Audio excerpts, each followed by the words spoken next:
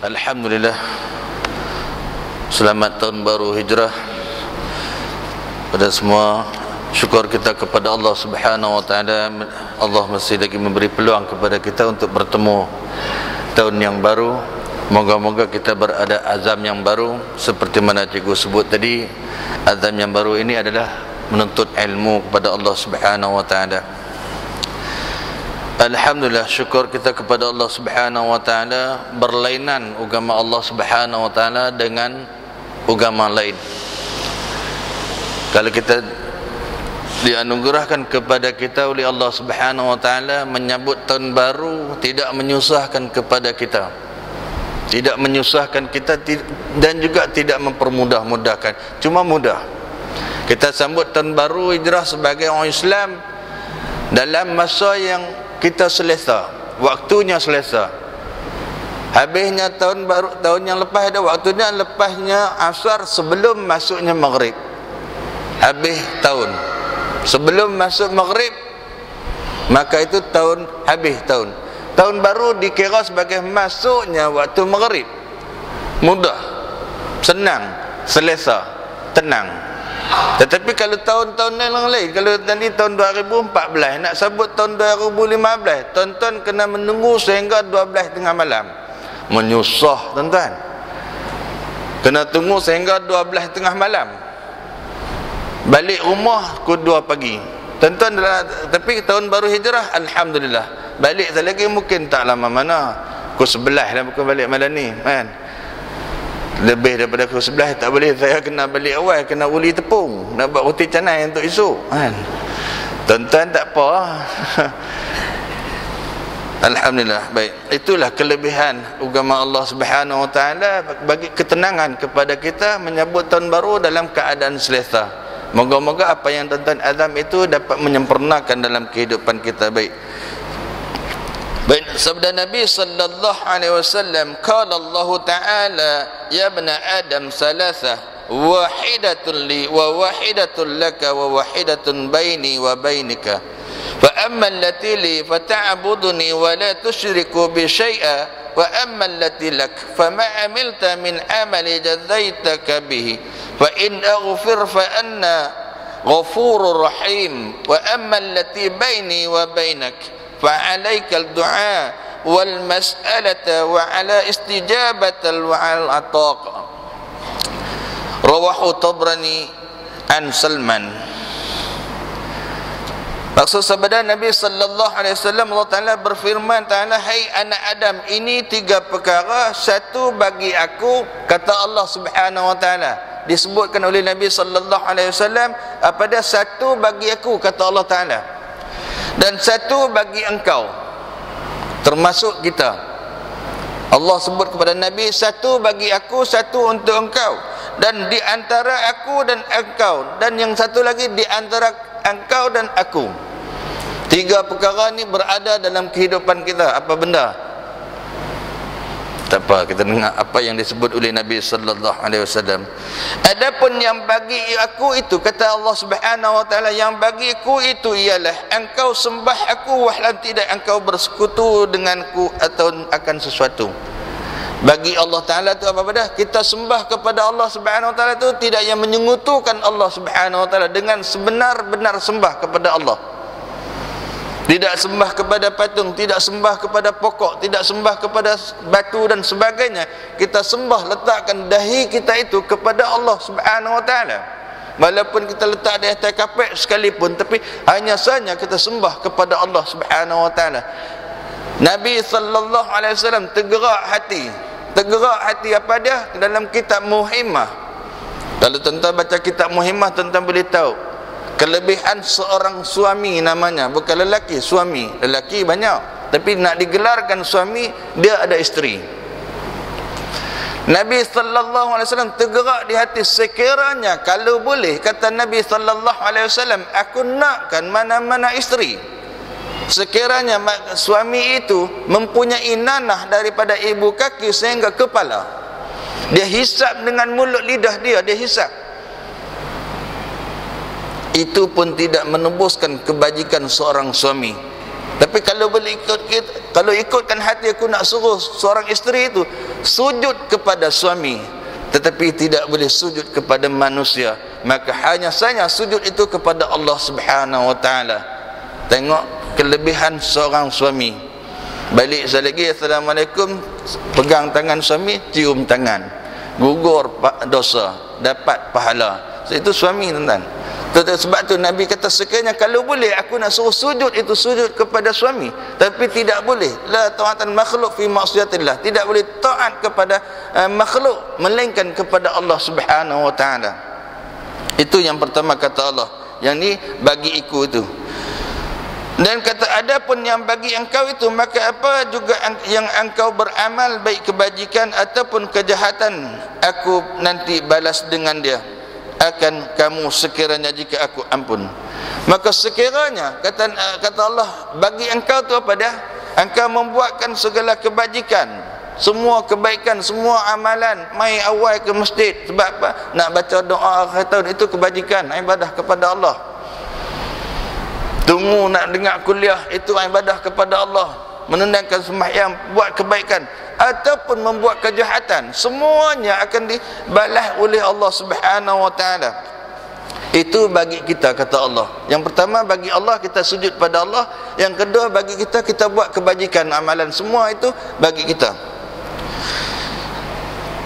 Ialah aku itu bersifat ghafur dan bersifat rahim. Sekiranya kalau kita buat jahat sekalipun, kata Allah, kalau kata aku nak mengampun, aku boleh mengampun seorang itu sekiranya aku berkehendak untuk ampun kepadanya. Dan di antara engkau dan aku itu, di antara engkau dan aku, di antara kita dengan Allah, apa dia? Pasti engkau berdoa dan memohon. Yang demikian itu wajib atasku, bagi wajib kurnia tentang kabul dan memberinya. Maka di antara Allah dan kita itu adalah doa. Doa inilah, kata Allah Subhanahu wa taala, kita meminta. Kita minta sesuatu sekiranya kita melakukan dosa sepanjang tahun yang lepas, melakukan perkara yang kita pun tidak tahu, kita pun mungkin lupa, maka kita minta ampun kepada Allah Subhanahu wa taala seperti mana doa akhir tahun tadi. Moga-moga Allah Taala ampunkan segala dosanya. Kata Allah Subhanahu, aku wajib memberi kabul kepadanya dan memberi kepada manusia yang minta doa kepadanya.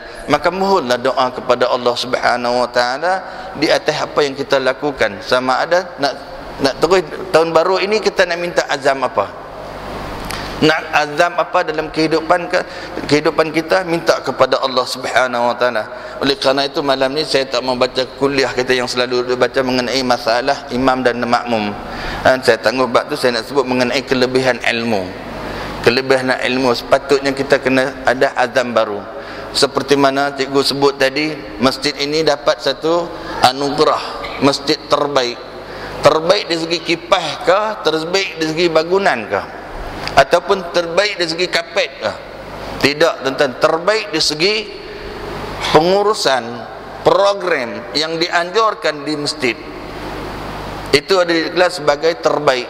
Sebab tu Allah pun berfirman seperti mana ayat, kuntum khaira ummatin ukhrijat linnas ta'muruna bil ma'ruf. Ayat itu, manusia itu adalah sebaik-baik manusia kepada siapa? Kepada Nabi. Maka kalau kita nak jadi sebaik-baik manusia pun mengikut seperti mana Nabi, mengajak kepada kebaikan, mencegah kepada kemungkaran, beriman kepada Allah. Maka kita dianugerahkan Masjid Al-Hana menjadi terbaik sebagai peringkat negeri. Kerana bukan pengurusan itu semata-mata, bukan ahli jawatan kuasa semata-mata. Di antara ahli jawatan kuasa dengan anak qaryah, dengan tuan-tuan dan perempuan, sebab kerjasama itu. Kalau tuan-tuan tak main, program banyak pun tak menjadi. Disebabkan tuan-tuan hadir itulah menjadikan program, menjadikan anjurkan ilmu untuk menyampaikan. Kerana tuan-tuan dan perempuan hadir dapatkan ilmu, akhirnya berjaya. Maka tuan-tuan pula mengorbankan masa di tahun baru ini, mengorbankan masa lagi di tahun hadapan, dapat anugerah pula peringkat kebangsaan. Selepas peringkat kebangsaan, kita juga kalau buat lagi akan dapat peringkat antarabangsa. Tak mustahil sekiranya kita sama-sama berkongsi. Baik, oleh kerana itu azam tahun baru apa dia tuan-tuan? Setengahnya azam tahun baru berbagai macam-macam, kan? Nak usaha bagaimana itu terpulang pada masing-masing, kan? Pada masing-masing. Tapi lebih baik kita azam apa dah? Azam lebih baik mempunyai ilmu pengetahuan. Sebab itu kata Nabi sallallahu alaihi wasallam, ana madinatul ilmi wa aliyul babuha. Kata Nabi sallallahu alaihi wasallam, aku ini adalah bendahara bagi ilmu, Ali itu adalah kunci baginya. Seperti mana kalau masjid ni, dalam masjid ini adalah Nabi. Sebab Nabi itu ilmunya luas. Untuk nak masuk masjid tu ada pintu, kunci pintu siapa dia? Sayyidina Ali. Kata Nabi sallallahu alaihi wasallam. Begitu banyaknya ilmu Ali pun banyak.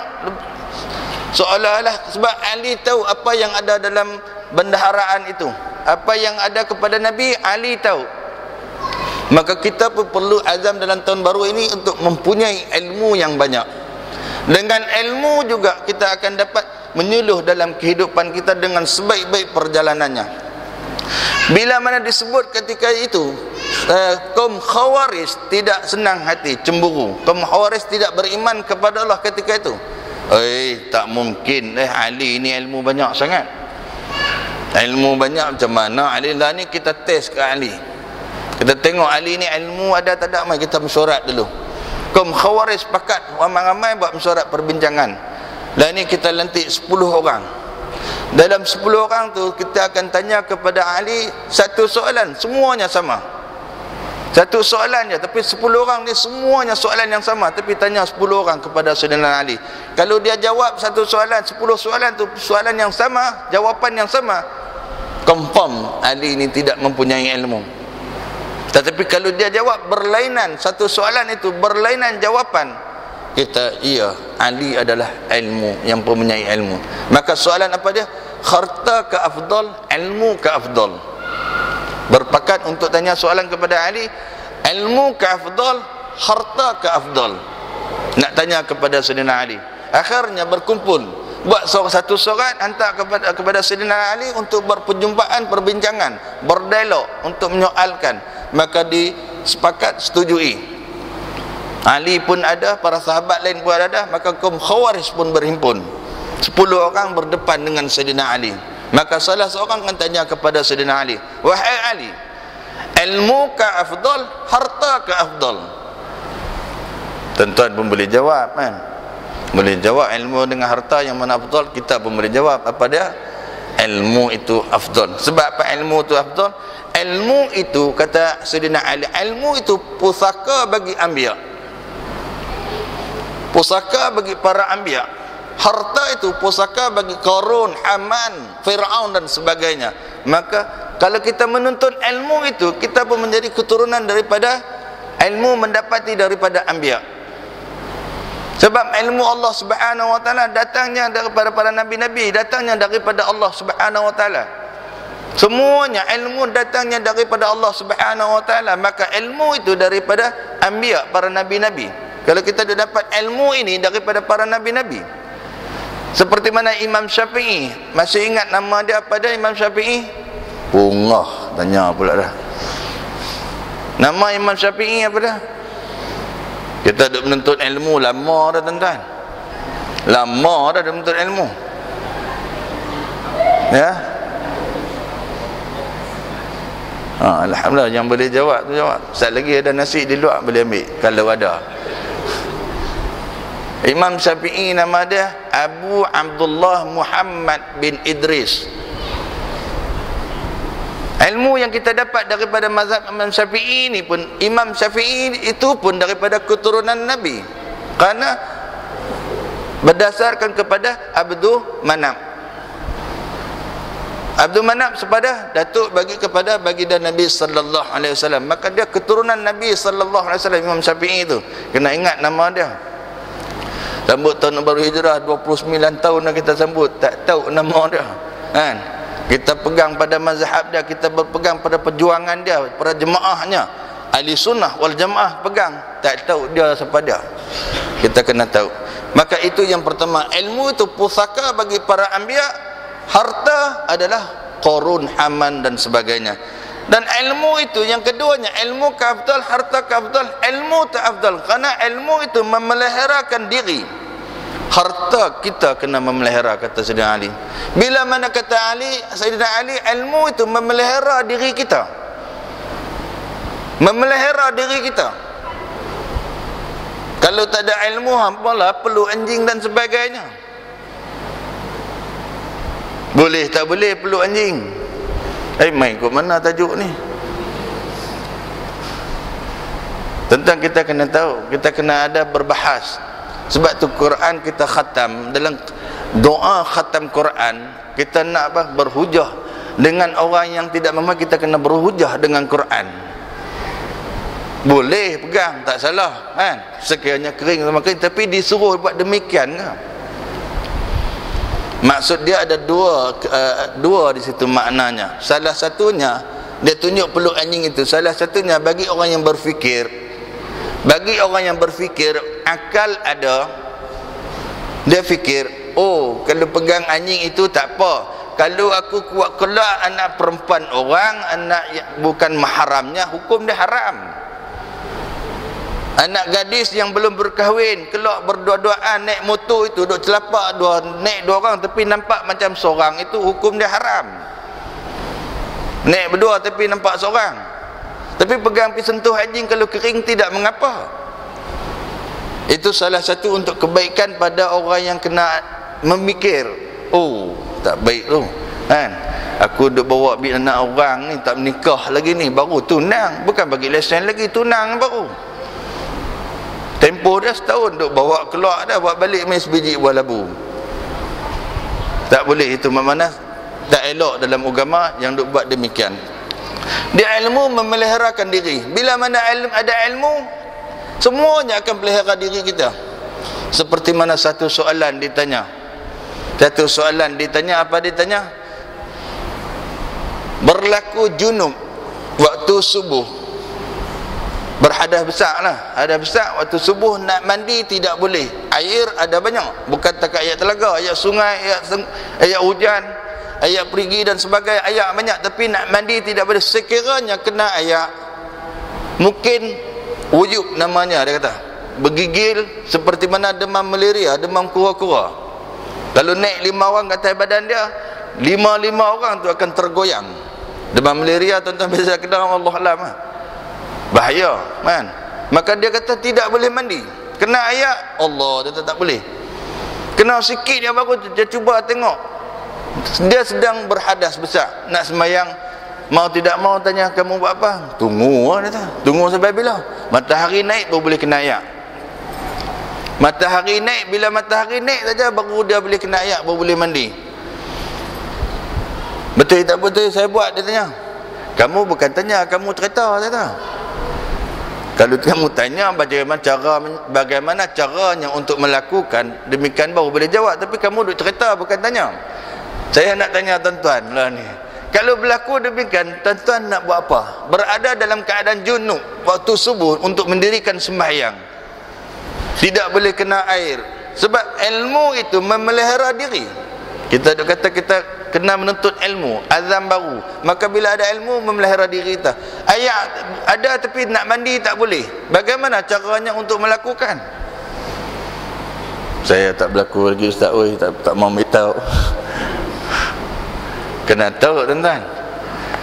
Kisah dia berlaku 2 orang sahabat.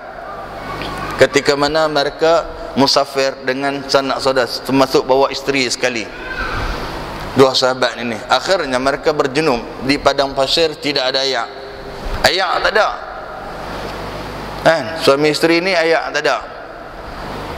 Seorang sahabat lagi kan, tengok dia kata ayak tak ada. Syekh sahabat dia pun tayamum, salah seorang sahabat dia tayamum. Yang seorang lagi buat apa? Dia pun tayamum juga. Tayamum dia guling, dia guling atas pasir. Dia guling atas pasir, tengok habis. Siapa nak jadi imam? Tanya. Mereka tidak tanya, hang tayamum ni sah ke tak sah ni? Hang guling-guling ni sah ke tak sah ni? Mereka tidak tanya. Terus tanya soalan, siapa nak jadi imam? Sahabat tunjuk, kamulah qari dan faqih dan sebagainya, akan terus jadi imam. salah seorang. Habis sembahyang balik Madinah, jumpa Nabi sallallahu alaihi wasallam. Cerita mereka apa yang telah lakukan perkara itu, mereka cerita kepada Nabi. Bagaimana apa yang kami buat itu boleh tidak boleh? Nabi tersenyum, kan? Senyum bermakna boleh, kan? Senyum itu setuju, boleh, kan? Tuan-tuan, kalau tuan-tuan tak tahu, saya kata yang tanya tu, kalau kamu tidak tahu, kamu kena tengok depan rumah kamu, mungkin di rumah kamu pun ada, ataupun di rumah jiran kamu pun ada. Ada apa ustaz? Kucing kamu ada tak? Ada kucing, kamu cuba tengok kucing kamu, saya kata. Kucing ketika mana mengawan, setelah mana bersama dengan kucing jantan, akan apa dia akan buat? Kucing pun pandai, ada ilmu, tuan-tuan. Bukan dekat orang. Kucing ada ilmu. Kucing bila dia bersama dengan kucing, dia akan pergi guling, tuan-tuan. Dia tayamum. Dia ikut sahabat Nabi sallallahu alaihi wasallam. Kucing dia guling, dia bunyi cara lain, kan? Itu kena belajar ilmu juga. Maka kucing pun dia tayamum, kan? Akhirnya dia gegak badan dia, pasirnya luruh. Maka dibolehkan syarak sekiranya yang tu tidak boleh amal. Ilmu ni tidak boleh amal. Tayamum, sembahyang fardu subuh. Sekiranya setelah mana tayamum fardu subuh, sekiranya waktunya masih ada, maka sekiranya boleh mandi sembahyang semula. Tayamum sebab tidak boleh mandi, tidak boleh kena ayat tayamum, maka tunaikan sembahyang. Sekiranya waktu masih ada, maka boleh mandi, maka mandi sembahyang semula.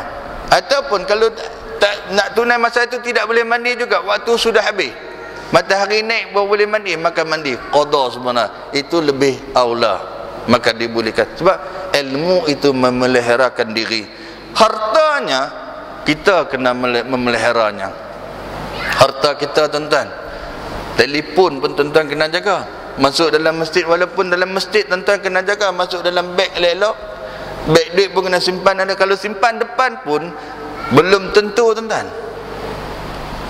Simpan depan ni dah belum tentu lagi. Sebab tu kadang-kadang saya pun tanda tanya, kadang-kadang bagi sesama lelaki dia sembahyang, beg duit dia suka letak depan. Dia nak sembahyang dia letak di depan. Allahu Akbar, tak apa lagi, kan?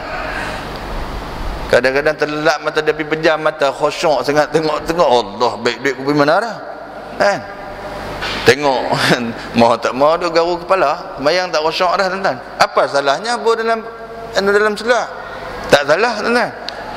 Tidak salah. Seperti mana berlaku di kisah baru ni waktu Jumaat. Tuan-tuan, dia kira pencuri lah ni, dia cukup ilmu cukup tinggi, profesional.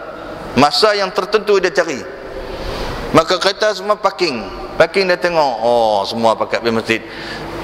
Aku tahu bahawa bagi para jemaah sekalian, waktu Jumaat ketika mana khatib sedang berkhutbah, tidak boleh bercakap-cakap dan tidak boleh bermain-main batu-batu dan tidak boleh bergerak-gerak. Sebab bagi tumpuan khutbah Jumaat, sekiranya main batu itu batal pahala Jumaat, sekiranya bercakap-cakap batal pahala Jumaat, sekiranya berdoa ketika mana khatib baca doa khutbah yang kedua batal pahala Jumaat. Maka dia tengok waktu tu, dia ada ilmu, berkata ada ilmu. Waktu ni memang jemaah semua bagi tumpuan khutbah. Dia ambil batu pungai kat cermin.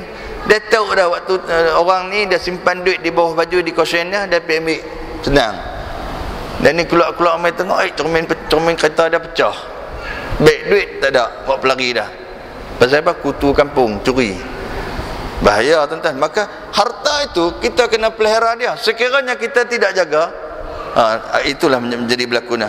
Dan yang ketiganya, ilmu itu banyak kawan, hartanya banyak seterus. Sekiranya kita ada ilmu yang banyak, kita akan dapat banyak kawan.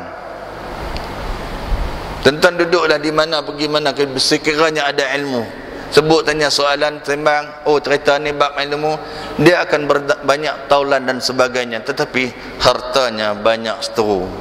Kalau ada harta banyak seteru lagi banyak, tuan-tuan. Projek ni tak dapat, pasal dia tu dia potong treat, patutnya aku yang dapat. Dia pi awal lagi, siapa dia orang ada dalam, aku tak ada orang dalam. Dia jadi seteru, akan berlaku banyak. Dan yang seterusnya, ilmu itu nafkah bertambah. Harta bila nafkahnya berkurang. Sekiranya kita ada ilmu, kita nafkah, kan? Bagi tahu kepada anak ataupun jiran anak-anak. Anak baca Bismillahirrahmanirrahim. Baca satu ayat ya kepada anak. Anak jiran pun belajar Bismillahirrahmanirrahim. Satu ayat. Ilmu tu bertambah. Dia akan menyerebak-rebak. Kita dapat manfaat pahalanya daripada yang mempelajari itu, kita dapat pahala. Berlagi bertambah.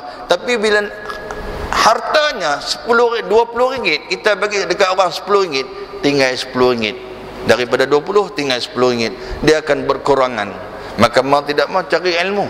Ilmu itu tidak akan kurang dan sebagainya. Dan ilmu itu disuruh nama besar, hartanya disuruh nama bakhil. Bila mana seorang itu ada ilmu, tuan-tuan, dia mempunyai ilmu, tuan-tuan sendiri pun, kita sendiri pun tidak akan panggil dia nama yang tidak baik. Kita akan suruh dia nama-nama yang baik. Nama-nama yang baik, yang bahagia, Al-Fadil, Ustazah, dan sebagainya, nama-nama yang baik. Tapi kalau orang ada harta, tidak akan suruh dengan nama yang baik. Tuan-tuan tak, kalau nak tak, tuan-tuan pergilah duduk kedai kopi, dan salah seorang yang ada duit masuk main, kedekut tu, nampak duit ada dah, tapi kedekut.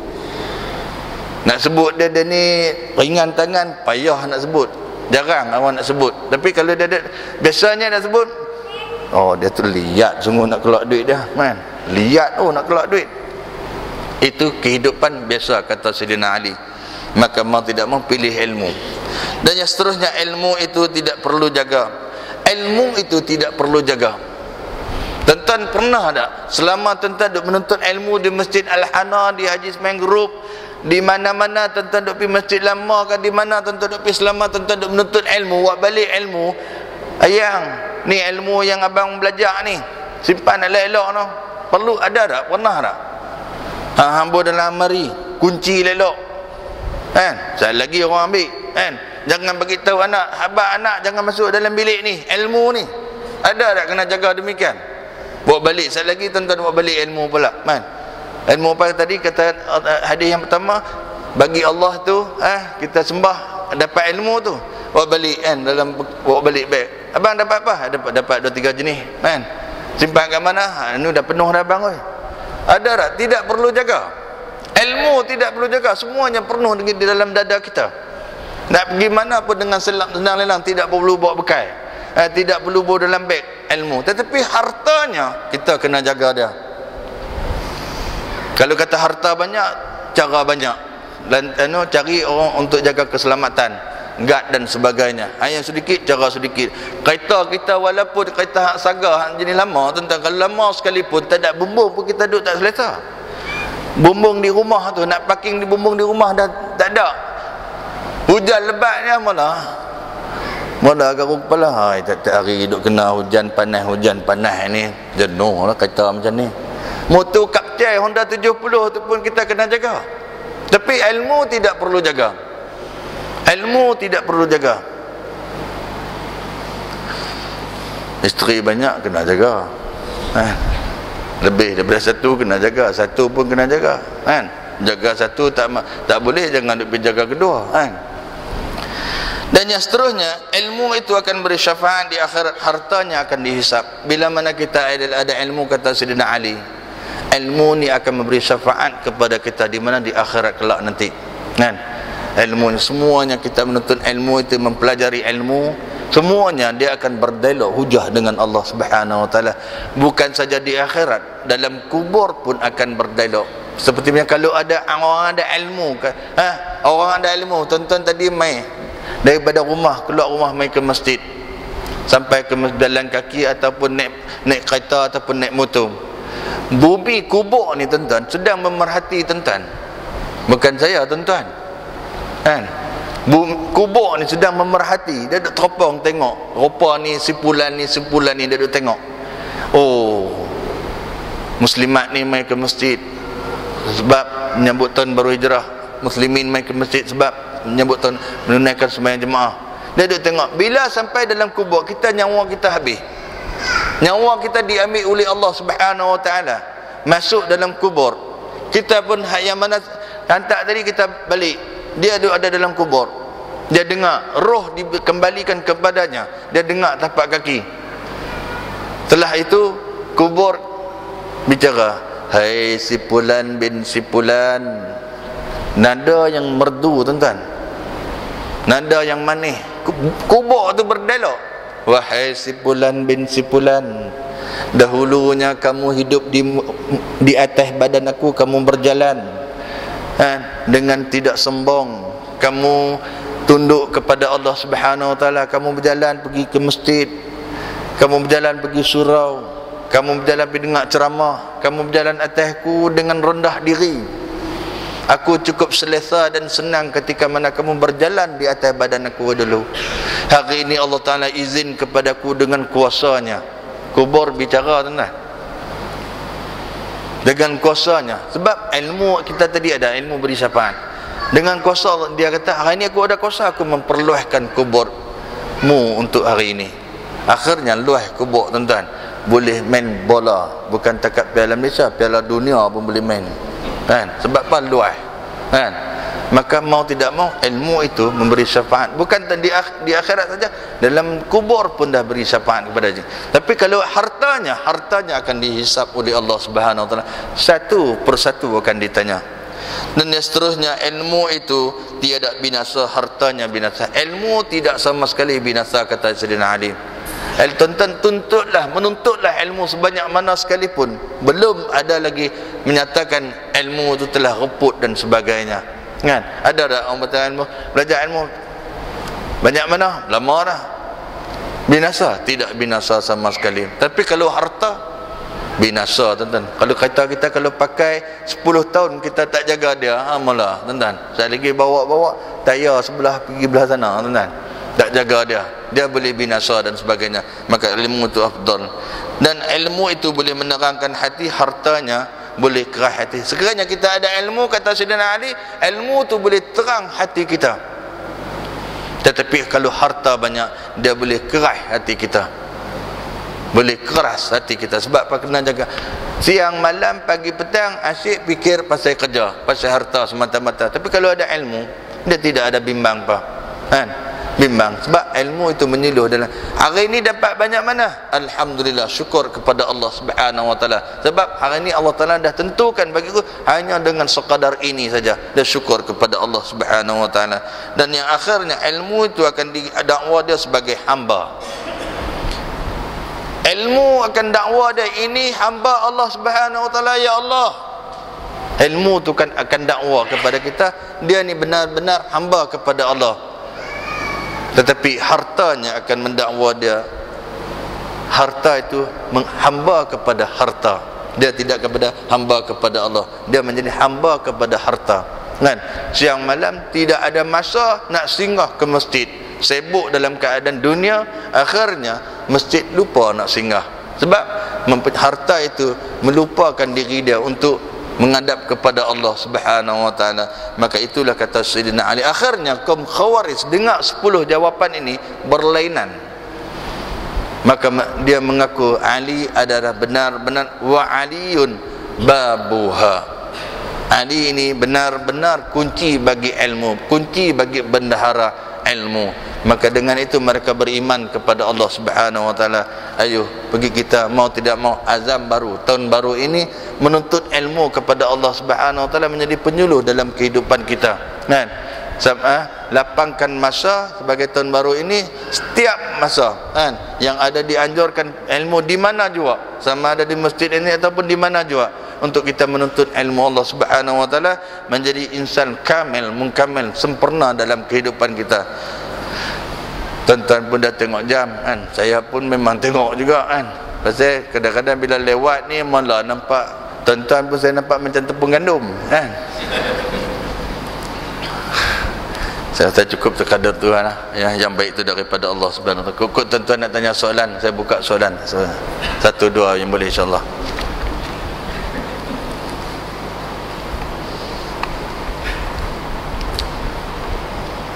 Kalau ada soalan boleh insya-Allah. Mengenai kuliah kita, mengenai bab semayang pun boleh insya-Allah.